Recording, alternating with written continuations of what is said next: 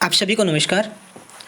आज हरियाणा पात्रता परीक्षा लेवल 3 का एग्ज़ाम हुआ था। तो उसके जो क्वेश्चन थे, जो कॉमन क्वेश्चन होते हैं 1 से 90 तक जो क्वेश्चन है वो सभी विषयों के लिए, विद्यार्थियों के लिए, सभी विषयों के स्टूडेंट्स के लिए कॉमन होते हैं। तो उसमें जो हिंदी और इंग्लिश और जो मैथ, रीजनिंग और उसका पार्ट रहता है और एक साइकोलॉजी का उसमें पार्ट रहता है। तो ये कुछ चीज़ें हैं जो कॉमन होती है, यानी 90 नंबर का जो पार्ट है वो सभी के लिए एक जैसा होता है। तो क्वेश्चन आगे पीछे होते हैं। तो ये आज का पेपर है मेरे पास 18 दिसंबर 2021 पीजीटी लेवल 3 का जो एग्ज़ाम हुआ था, ये आप देख सकते हैं।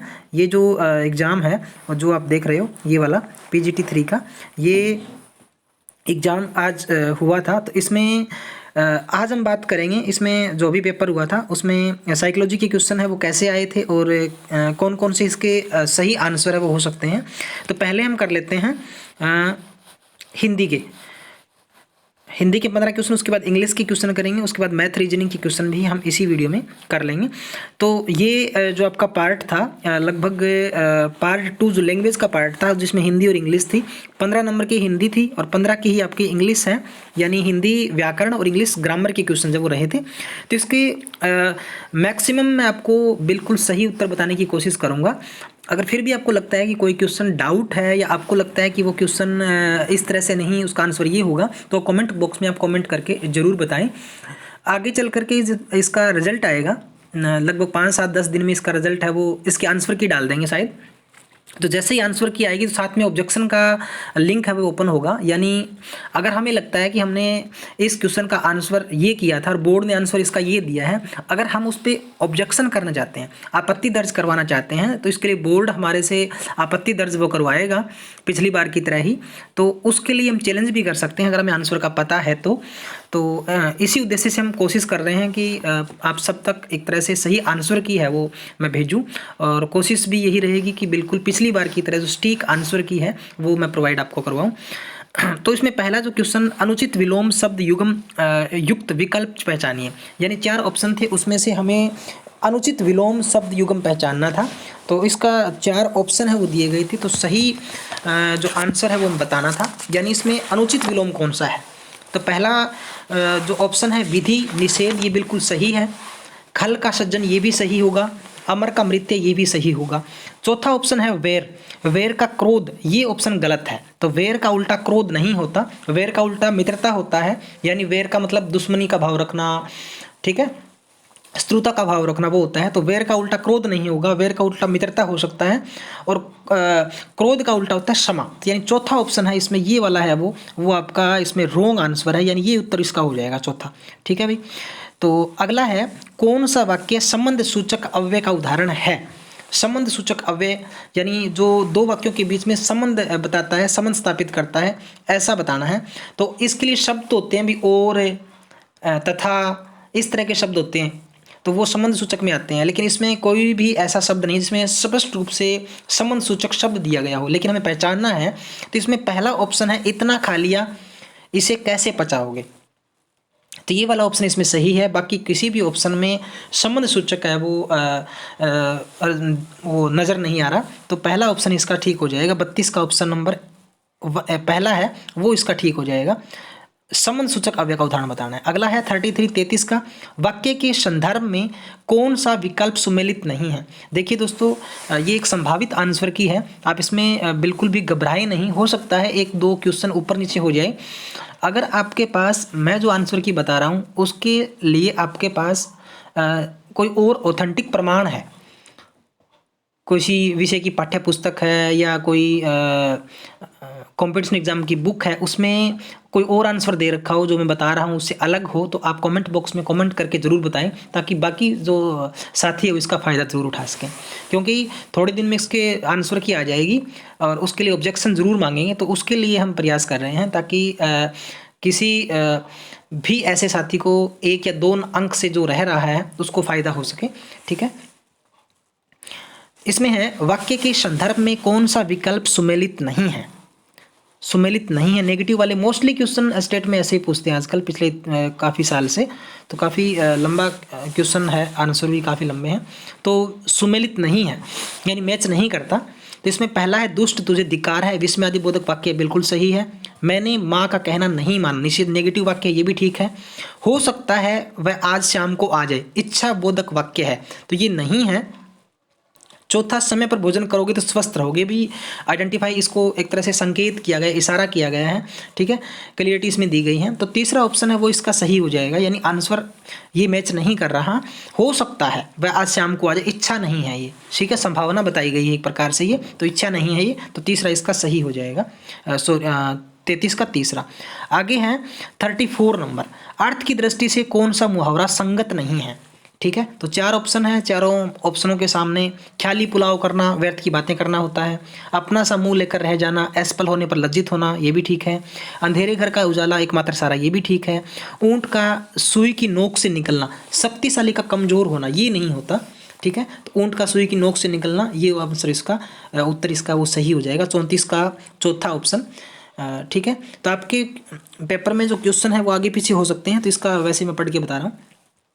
35, निम्न में से किस विकल्प की सभी क्रियाएं अक्रमक है, ठीक है। तो अक्रमक और सकर्मक क्रियाओं का जो टॉपिक है वो अगर अच्छे से क्लियर है तो आप इसको अच्छे से करके आए होंगे। निम्न में से किस विकल्प की सभी क्रियाएं अक्रमक है, तो अक्रमक क्रियाओं जिसमें कर्म नहीं होता, जैसे चलना है तो चलना क्रिया अक्रमक है, मुस्कुराना भी अक्रमक है, और खिलना है, तो खिलना जो क्रिया है वो इसमें थोड़ा डाउट लग रहा है, एक बार आगे देखते हैं। सॉरी, हाँ, अक्रमक पूछ रखा है इसमें, अक्रमक सभी क्रियाएं जो अक्रमक है वो। अगला है दौड़ना, ये भी अक्रमक है। रूठना, ये भी अक्रमक है। लिखना, लिखना क्रिया से अक्रमक है, अभी दूसरा ऑप्शन तो नहीं होगा इसका। तीसरा है हंसना, हंसना अक्रमक है। खाना क्रिया है, ये सकर्मक है अभी, और सोना ये अक्रमक है, यानी इसमें ये भी नहीं होगा, दूसरा एक इसमें सकर्मक आ गया। चौथा ऑप्शन देखते हैं, रोना ये अक्रमक है, उठना ये अक्रमक है, काटना ये सकर्मक है। तो 2, 3, 4 में सकर्मक है एक एक क्रियाएं, और जो पहला ऑप्शन बच गया हमारा चलना, मुस्कुराना, खिलना, ये तीनों ही क्या है, अक्रमक है, तो पहला ऑप्शन सही हो जाएगा, 35 का पहला, ठीक है। आगे है 36 का, दादुर भेक सालुर शब्द किसके पर्यायवाची है, मेंढक की, अभी बड़ा आसान सा था ये तो मेंढक इसका सही उत्तर रहेगा। 37 नंबर है, प्रत्यय की दृष्टि से असुमेलित विकल्प का चयन कीजिए, तो भागिने का हो जाएगा, भगिनी प्लस ये, तो ये प्रत्यय का है भाई, ठीक है। तो प्रत्यय का टॉपिक बहुत अच्छे से हर बार आता है, पिछले 3-4 सालों से है ना, ये प्रत्यय के 2 से 3 क्वेश्चन आ रहे हैं। अब संधि में भी यही ऐसे क्वेश्चन डाल रहे हैं जो प्रत्यय से रिलेट करते हो, अब प्रत्यय वाले तो आ ही रहे हैं, ठीक है। तो भागिन्य प्लस, सॉरी, भगिनी प्लस ये भागिन्य हो जाएगा, ठीक है। तो ये एक प्रकार से बहुत ही प्रत्यय के टॉपिक की अगर अब बारे में बात करें तो प्रत्यय का जो टॉपिक है ना वो काफ़ी अच्छा टॉपिक दे रहा है पिछले कई साल से। तो इसमें जितने भी ऐसे क्वेश्चन आते हैं ना प्रत्यय वाले, तो वो हर बार जो पेपर में है वो काफ़ी मुश्किल पैदा कर रहा है। अगला ऑप्शन इसका है वार्धक्य, तो वर्धक प्लस ये है, तो ये ऑप्शन इसका गलत है भाई, असुमेलित है ये वाला, ठीक है। आगे है, मैं इसका बताऊंगा आपको, ये जो प्रत्यय जितने भी होते हैं ना इसको ये बोलते हैं अपत्यवाचक या संतानवाचक जो प्रत्यय होते हैं ना, ये वो वाले होते हैं लगभग, ठीक है। तो और ये जो प्रत्यय हैं ये किसी का लास्ट का ए का आ बन जाता है, ई का ए बन जाता है, ऊ का ओ बन जाता है, री का रे बन जाता है, ए का आई बन जाता है, तो वो वाले होते हैं। इनको अपत्यवाचक संतानवाचक प्रत्यय बोलते हैं, इनको संबंधवाचक तदित प्रत्यय भी कहते हैं, ठीक है। तो जो वार्धक्य है ना ये इसमें असुमेलित है, इसका सही हो जाएगा वृद्धक। मैं आपको लिख के यहाँ थोड़ा सा कोशिश करता हूँ बताने की, वृद्धक प्लस ये सही हो जाएगा इसका, ठीक है। वर्धक नहीं होगा, वृद्धक हो जाएगा इसका, वृद्धक प्लस ये वार्धक्य, ठीक है। तो इधर वाला वार्धक्य ठीक है, लेकिन इसका जो संधि विच्छेद कर रखा है एक प्रकार से, या इसका प्रत्यय अलग कर रखा है वो गलत है, वो मैच नहीं करता। ऐश्वर्य, ईश्वर प्लस ये ठीक है। वैशिष्ट, विशिष्ट प्लस ये भी ठीक है। तो दूसरा ऑप्शन इसका आंसर हो जाएगा सही वाला। आगे 38 नंबर क्वेश्चन देखिए, ये क्वेश्चन थोड़ा सा डाउटफुल रहेगा भाई। 38 नंबर क्वेश्चन का मैं आपको अभी इसका सही आंसर नहीं बता सकता। असंगत विकल्प फिर भी इस पर डिस्कस कर लेते हैं। सात्य, ठीक ठीक है। सत्य यहीं पे मेरे को थोड़ा सा डाउट है पहले पे ही। तो इसका मतलब होता है सतत यानी लगातार, कॉन्टिन्यूस, ठीक है। सदा गतिशील रहने का भाव, या ठीक है, या अविराम लगातार बिना किसी रुकावट के लगातार अनविरत चलते रहें, ठीक है। सतत का ये सतत शब्द से लिया गया शब्द है, यानी सतत से संबंधित है ये, ठीक है। तो अव्यय से निर्मित भाववाचक संज्ञा, ये भाववाचक तो है, सत्य शब्द है ना, ये भाववाचक तो संज्ञा है, लेकिन अव्यय से है या नहीं है इसका अभी तक थोड़ा सा मुझे डाउट है। निजता, इसका मैं क्लियर कर देता हूँ आपको। निजता निज शब्द से बना है, इसका मतलब अपनापन होता है। और सर्वनाम से निर्मित भाववाचक संज्ञा, ये तो है। अगला रोगिणी शब्द है, ये रोगी या रोग से पीड़ित जो स्त्री होती है उसके लिए बना है रोगिणी शब्द, तो ये भी भाववाचक संज्ञा से विशेषण है, एक प्रकार से रोगिणी है, विशेषण है, तो ये भी सही है। शक्तिशाली, शक्ति शब्द से निकला हुआ है, तो ये विशेषण से निर्मित भाववाचक संज्ञा है, तो शक्तिशाली भी एक प्रकार से भाववाचक संज्ञा है। तो मुझे पहला इसका आंसर लग रहा है 90%, लेकिन श्योर नहीं हूँ, एक बार इसको डाउट में ही रखें आप लोग। अगर किसी के पास इसका प्रमाण मिलता है, सबूत मिलता है, तो ही हम इस पर डिस्कस करेंगे। एक बार इसका आप डाउट में रखिए, बाकी मेरा आंसर इसका पहला रहेगा। 39 नंबर देखिए, निम्न में से सही संधि युक्त शब्द कौन सा है, ठीक है। सही पूछ रखा है, तो युधि प्लस स्तर ये गलत है, युधिष्ठिर ऐसे नहीं होगा। गुरु प्लस उपदेश, गुरु उपदेश लिखा है, ये गुरुवादेश हो जाएगा, तो ये भी इसका सही नहीं है संधि विच्छेद। अभिप्सा, इसमें ई है, तो अभी बड़ी ई की मात्रा आएगी, अभिप्सा इसका हो जाएगा। गति प्लस अवरोध, गत्यावरोध, ये वाला इसका सही संधि विच्छेद है भाई। ये तो ई का ये यानी ये यण संधि का नियम वो वाला लग जाएगा इसमें, तो ये वाला 39 का फोर्थ आ जाएगा भाई। 40 नंबर, उपसर्ग से निर्मित शब्दों के संदर्भ में कौन सा विकल्प असंगत है। असंगत इसमें अगर बात करें तो परि उपसर्ग से पर्यंक का परि प्लस अंक हो जाएगा, परि प्लस आभाषिक पारिभाषिक हो जाएगा। पर्यूषण, इस शब्द में मुझे डाउट है, परि प्लस उष्ण अगर बनता है ये, तो शब्द इसमें जो श है वो हाफ आधा रहेगा हलंत युक्त, लेकिन इसमें पूरा लिखा हुआ है, तो यहाँ पे मुझे इसमें गड़बड़ लग रही है। बाकी अति वाले सारे ठीक हैं, अन्न वाले सारे ठीक हैं, प्रति वाले सारे ठीक हैं, यानी पहला ऑप्शन में लास्ट जो पर्यूषण शब्द है ये अपने आप में सही नहीं है। परि, इसमें उपसर्ग तो परि ही निकलेगा, लेकिन पर्यूषण जो शब्द है वो वहाँ डाउट है थोड़ा सा, तो इसलिए इसमें शब्द में डाउट है। तो पहला ऑप्शन इसमें 40 का पहला ऑप्शन जो है वो आपका ठीक हो जाएगा, ठीक है। बाकी सारे इसके परि, प्रति, अन्न, अति वाले सारे ठीक हैं, तो परि वाला जो ऑप्शन है पहला वो आपका सही आंसर आ जाएगा। चिकना मुंह खाली पेट, लोकोक्ति का सही अर्थ है तो देखने में सुखी भीतर से दुखी, तो ये वाला सही हो जाएगा। आई होप आप सबका ठीक होगा। 42 का देखिए, समास विग्रह की दृष्टि से कौन सा विकल्प असंगत है, ठीक है। शुभंकर, शुभ को करने वाला, ठीक है। रसमलाई, रस में डूबी हुई मलाई, ठीक है। नवयुवक, नव, नया, नौजवान, इसको लिया है, तो नव का मतलब यहाँ नो नहीं है बल्कि नव युवा से लिया गया है, तो ये वाला ऑप्शन आपका सही आ जाएगा, यानी असंगत है थर्ड, नवयुवक ये वाला। शाखा में शाखाओं पर दौड़ने या रहने वाला मृग, ये वाला ठीक है, तो तीसरा ऑप्शन इसका उत्तर हो जाएगा नवयुवक वाला। 43, निम्नलिखित वर्णों के संदर्भ में कौन सा विकल्प असंगत है। असंगत ये तालव्य है, ठीक है, अल्पप्राण है, घोष है, ये भी ठीक है, घोष का मतलब शय घोष है यहाँ पे, ठीक है, शय घोष। ई तालव्य है, हर्षो है, अवृत्तमुखी है, ये भी ठीक है। बै ओष्ठे है, घोष यानी शय घोष है, अल्पप्राण भी है, ये भी ठीक है। शय मूर्धन्य, अल्पप्राण, तो अल्पप्राण नहीं है, ये महाप्राण होगा भाई, ठीक है, तो मूर्धन्य भी ठीक है, अघोष भी ठीक है, अल्पप्राण की जगह महाप्राण होगा, तो यानी ये यहाँ पे असंगत है, तो श जो व्यंजन है वो महाप्राण होगा, यानी ये सुमेलित नहीं है, असंगत है। फोर्थ ऑप्शन आ जाएगा सही, ये आंसर आ जाएगा फोर्थ। सचिन क्रिकेट खेलता है, उक्त वाक्य को कर्म वाच्य में बदलिए, ठीक है, तो ये कर्तृवाच्य है, सचिन क्रिकेट खेलता है, इसको कर्म वाच्य में बदलना है, तो क्रिकेट खेलेगा ये वाला गलत है, क्रिकेट नहीं खेलेगा ये वाला भी गलत है। सचिन से क्रिकेट खेला जाता था, तो यहाँ पे है की जगह था आ गया, मतलब ये भी गलत हो गया। बाकी सारा ठीक है ये, लेकिन था लास्ट में, थर्ड ऑप्शन में लास्ट में इसने क्या दे दिया, था दे दिया, ये वाला देखो यहाँ पे, तो था नहीं, अगर यहाँ पे है होता तो ये ठीक होता, सचिन से क्रिकेट खेला जाता है। अब फोर्थ ऑप्शन देखिए, सचिन के द्वारा क्रिकेट खेला जाता है, तो इसलिए ये ठीक हो जाएगा, यहाँ पे था की वजह से ये गलत हो गया, बाकी ये ऑप्शन भी अगर इसको था की जगह है मानते हैं तो ये ठीक है, ठीक है, तो इसका जो सही आंसर वो हो जाएगा वो फोर्थ हो जाएगा हमारा, ठीक है, फोर्थ इसका सही आंसर है। अगला है शब्द प्रकृति की दृष्टि से असंगत युग्म है वो बताइए भी। गोस्वामी तत्सम शब्द है, बिल्कुल ठीक है। मुकदमा ये अरबी भाषा का शब्द है भी, मुकदमा देसी नहीं है, तो आंसर तो यही आ जाएगा।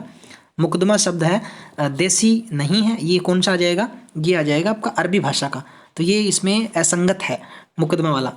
आगे पंख की बात करें तो पंख शब्द है वो एक प्रकार से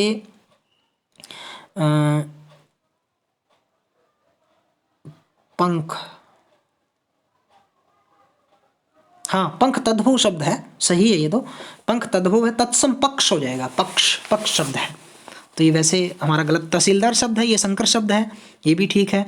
गोस्वामी तत्सम शब्द, तहसीलदार में दो शब्द हैं, तहसील प्लस दार, तहसील अरबी भाषा का है, दार फारसी भाषा का है, तो तहसीलदार है वो संकर शब्द है।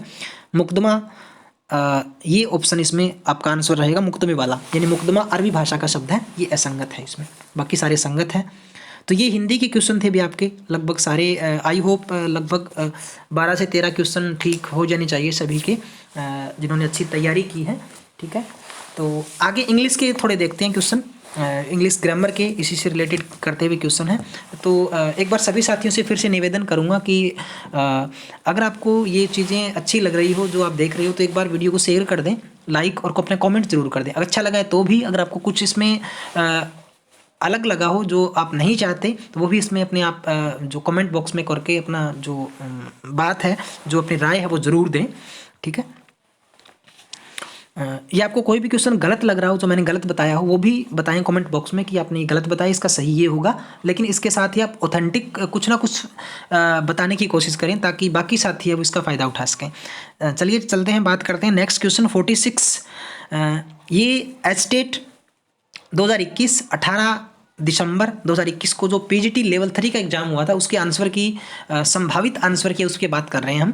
तो ये इसके संभावित आंसर जो हो सकते हैं, बोर्ड की आंसर की आएगी, वो देखते हैं कैसी आएगी। आई होप नेक्स्ट या इसी वीक में शायद आ जानी चाहिए, 2 या 3 दिन में। पिछली बार तो एस्टेट होते ही शाम को ही डाल दी थी, तो इस बार देखते हैं कि वो कल जैसे लेवल 2 और लेवल 1 का एग्ज़ाम है, उसके बाद वो डाल देते हैं या नेक्स्ट डे डालेंगे, तो वो तो आने वाला समय बताएगा। 46 देखिए, choose the correct meaning of the underline items. इसमें ये दे रखा है भी, he is friendly to the minister, he jump the queue and got promotion. तो ये एक आइटम फ्रेज है, तो इसका सही वो पूछ रखा है भी कौन सा होगा। तो इसमें replace something, hopping, blame somebody, ये गलत है सारे। तो इसका सही जो आंसर है वो get something out of turn, ये वाला बता रहे हैं। 99% श्योर हूँ कि यही होगा, 4th ऑप्शन इसका आंसर हो जाएगा। 99% श्योर हूँ, बाकी कुछ कह नहीं सकता इसके बारे में, लेकिन 99% मैं श्योर हूँ कि get something out of turn, ठीक है। तो ये चौथा ऑप्शन इसका सही आंसर है वो हो जाएगा। अगला है 47, change the voice from active to voice. Right option इसमें से देखना है कौन सा है। तो 4 ऑप्शन है, 3 गलत है, एक सही है, तो सही वाला है वो हमें देखना है। इसमें क्वेश्चन है we shall discuss the question tomorrow in the meeting. तो इसका जो सही है वो पहला ही हो जाएगा, the question will be discussed tomorrow in the meeting. बाकी 3 ऑप्शन इसके गलत हैं। वी विल वाला गलत है, वी शैल वाला ये भी गलत है, the question shall discuss tomorrow in the meeting ये भी गलत है। तो इसका पहला ही ऑप्शन है वो सही हो जाएगा। 48 क्वेश्चन देखिए, select the correct tense form. Tense form देखनी है कौन सी है इसमें सही है। तो car belong to my mother, she use it today to take Tom to the dentist, ठीक है। तो इसका सही जो आंसर है वो हो जाएगा 4th, बिलोंग्स आ जाएगा। The car belongs to my mother, she is using it today to take Tom to dentist, ठीक है। तो ये वाला इसका 4th इसका सही आ जाएगा। 49 क्वेश्चन नंबर देखते हैं, select the correct meaning of the underline parcel verbs, ठीक है। I can't make out the meaning of दस। तो इसका सही जो आंसर है वो आ जाएगा अंडरस्टैंड, यानी मेक आउट पार्सल वर्ब है, इसका हमें मीनिंग बताना था, तो अंडरस्टैंड इसका मीनिंग आ जाएगा अभी, ठीक है, 2nd ऑप्शन। 50 नंबर क्वेश्चन है, correct choose the correct form of tense given in the option. She play the sitar since 6 o'clock this morning, he just stop. तो इसमें बताना है हमें टेंस की सही फॉर्म कौन सी आएगी, तो इसमें 3rd ऑप्शन सही आ जाएगा, ठीक है। She has been playing the star since 6 o'clock this morning, he has just stopped. ये आ जाएगा, यानी थर्ड ऑप्शन इसका सही आ जाएगा। आगे देखिए 51, choose the option which has error in it, यानी 4 ऑप्शन है, इसमें से कौन से में गलती है, एरर कौन से में है। तो he should tell to me नहीं होगा, he shall tell me exactly what happened there, यानी वहाँ सही क्या हुआ था वो बताएं। टेल टू मी की जगह टेल मी सीधा आ जाएगा, ठीक है। He should tell to me, यानी टेल टू मी वाला बी ऑप्शन इसमें रॉन्ग है, एरर यहाँ पे है। 52, select the correct preposition to fill in the blank, they live under the same roof, इसमें फोर्थ ऑप्शन सही आ जाएगा अभी, अंडर द सेम रूफ, ठीक है। 53 देखिए, select the correct preposition to fill in the blank, he broke the jug into 100 pieces, into आ जाएगा, सेकंड ऑप्शन इसका सही आ जाएगा, इनटू इसका सही उत्तर है। आगे नेक्स्ट देखिए 54, chooses the correct option, transformation from simple sentence to complex sentence, ठीक है, कॉम्प्लेक्स में बदलना है इसको। A lost moment is lost forever, इसका पहला ही ऑप्शन सही आ जाएगा, a moment which is lost forever, ठीक है, तो पहला इसका सही आ जाएगा अभी, a moment which is lost forever. 53 है, transformation of sentence simple to compound में बदलना है इसको, he must work hard to make up for the lost time, जो इसका कंपाउंड में बदलना है तो इसका सही जो आंसर है वो पहला नहीं होगा, दूसरा तीसरा है, ही must work hard and make up for the lost time, ठीक है।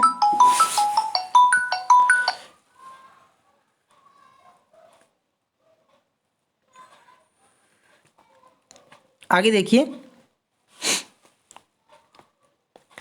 56, chooses one word substitution for the following, ठीक है, तो इसमें आगे हम बात करते हैं